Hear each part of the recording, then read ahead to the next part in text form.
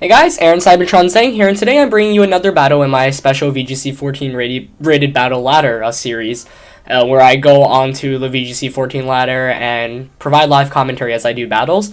Today I'm using a similar team to the one I brought yesterday, but I replaced my Choice Band Bisharp with a Mega Heracross. Mega Heracross is a Pokemon I've been wanting to try out, so I decided to put it on. My opponent, 1576 rating from America, with the name Toquo Colt, excuse me. Not really sure who that is, but I'm sure he's around on the forums or whatever. His team has Banette, Heracross as well, Garchomp, Zoroark, Talonflame, and Greninja. So I have no doubt he's running a Mega Banette here.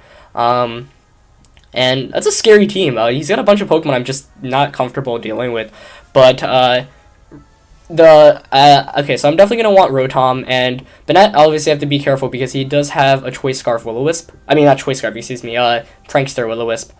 So I'm going to lead Aerodactyl and Rotom because I think speed control is really important in this matchup.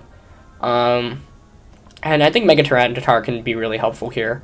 And I'm debating between Amoonguss and Gardevoir, but I think Amoonguss is really good in this matchup as well. So the main things I have to watch out for in this is what Heracross and Zoroark and really and the Banette do. I really haven't seen a single Banette yet, so I'm actually really curious as to how this plays out. Mega Banette, obviously getting a Mega form in X and Y, but really haven't seen any use of it. I think it has a lot of potential, and I think with its Prankster ability and Will-O-Wisp having access to that, it's just really powerful. So I'll see how this plays out. Zoroark is also scary to deal with. He leads with Greninja and Talonflame as I go with Rotom and Aerodactyl. And obviously I've got him kind of cornered here because both of my Pokemon have a better matchup against him than they do against mine. And so I have a bunch of options here. You know, do I want to Tailwind and Protect? Because I want to conserve my Pokemon. I really need that Talonflame down so my Amoonguss can have a, safer time in. So I think I'm going to Will-O-Wisp the Talonflame, actually. There's no way that... Actually, Talonflame might stay in. I'm going to Thunderbolt the Greninja and Tailwind. Logically, it makes the most sense for him to just attack with Greninja and switch out the Talonflame, but I don't want to Will-O-Wisp if the Talonflame decides to maybe double up on my Aerodactyl. I just want to ensure that I get a Tailwind up right now. Once Tailwind goes up, I'll feel a lot more comfortable. And once again, if I can KO Talonflame, I'll feel a lot better about the rest of the game because Amoonguss will be able to do some heavy work. Greninja and Talonflame, two very strong Pokemon, but also two Pokemon with kind of frail defenses. And so, as you see, the Talonflame does choose the Brave Bird. The Rotom, actually, curious decision there, reveals the Life Orb. Of course, Talonflame will go first because of its ability, Gale Wings. And Aerodactyl does get the Tailwind up, so I'm going to have double speed for the next of the game. And Greninja goes for the Map Block, which, if he doesn't know, basically gets him a turn where no damages or attacks are done. But, of course, because Aerodactyl was faster, I get the Tailwind up. Or, excuse me, yeah, Map Block does not affect Tailwind. That was a bunch of nonsense. So now I do have Tailwind up, which is pretty important. And his Talonflame obviously isn't going to want to stay in, so I'm going to predict that he's going to switch, most likely into one of his physical attackers.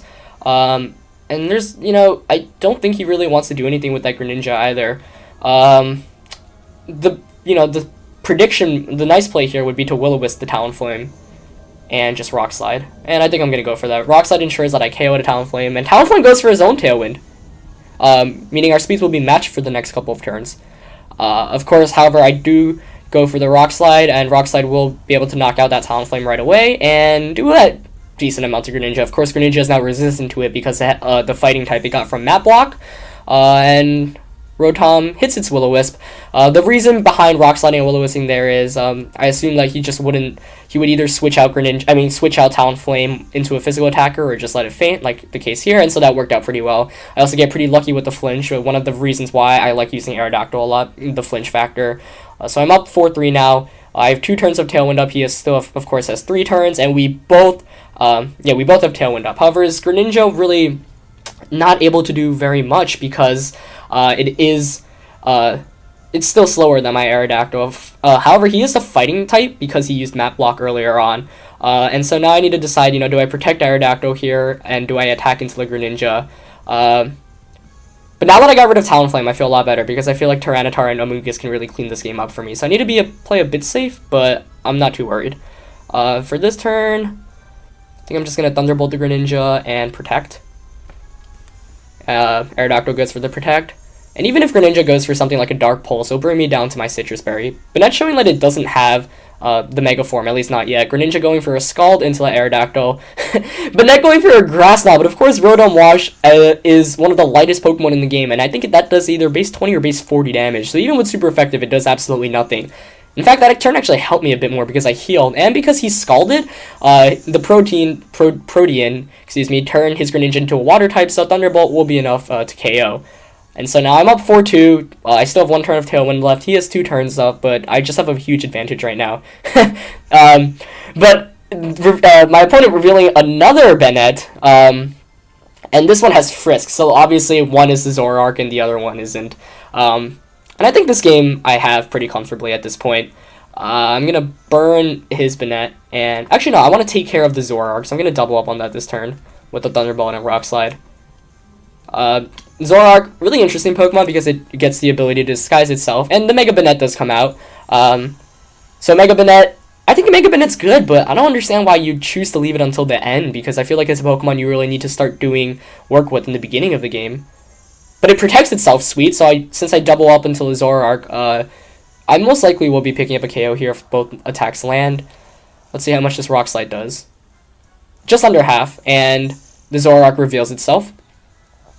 Zoroark going for another Grass Knot, this time onto Rotom again, but of course, Rotom's so light, does around 40 damage even with the critical hit, and Rotom will go for the Thunderbolt. And let's see if this is enough to KO. And it is! So I am up 4-1 right now, and really can't see a way to lose this game at this point, especially with Mega Tyranitar and Moongus in the back. So I'm just going to Will-O-Wisp and Tailwind again here. There's no way Mega Banette can really win a game against 4 separate Pokemon. Once again, Aerodactyl proving why it's so good with the Tailwind ability, and in this game I think I really won because I outled my opponent from the first turn and kind of outplayed him. You know, making the safest play possible. For example, when you have a Rotom against a Talonflame and a Greninja, there's a bunch of things you have to be careful. For example, Scarf Greninja. And so the safest play there for me was to either protect the Aerodactyl or just, you know, play it safe and either let him pick up a KO onto Aerodactyl if he double targets it, but let me knock out the biggest threat. And once again, I identified that his Talonflame was the biggest threat in this game, so by picking up a KO early on, I didn't even have to use my last 2, but the whole strategy was to finish the game up with Mega Tyranitar, so things ended up working pretty nicely. Once again, Mega Banette, a lot of potential, but I think if you're going to use it, you have to bring it in the beginning of the game because it has Prankster, and it gets ability to all these great moves. Banette going for kind of a last chance attack with Destiny Bond. Aerodactyl will go for a Rock Slide, and this game was pretty much over, really, once the Talonflame went down, I think. And Rock Slide doing over 50% because of its single target. Thunderbolt will KO it. So that's a pretty clean win for me. And of course, the Banette will take down Rotom with it. I did get pretty lucky with the Rock Slide finish onto Greninja. There's no doubt in my mind he went for maybe a Scald onto my Aerodactyl that turn, but a pretty clean win. Pretty good game as well. Didn't get to feature any cool Mega Pokemon, but you got to see him use Mega Banette, and that's a success. Anyway, that was a pretty fun game, and if you guys really enjoyed it, you know, like, comment, subscribe, of course. Once again, my goal for this series is to get 100 likes, and if I do, I'll upload a video the next day right away. If not, you know, whenever I have time, probably in the next 2 or 3 days.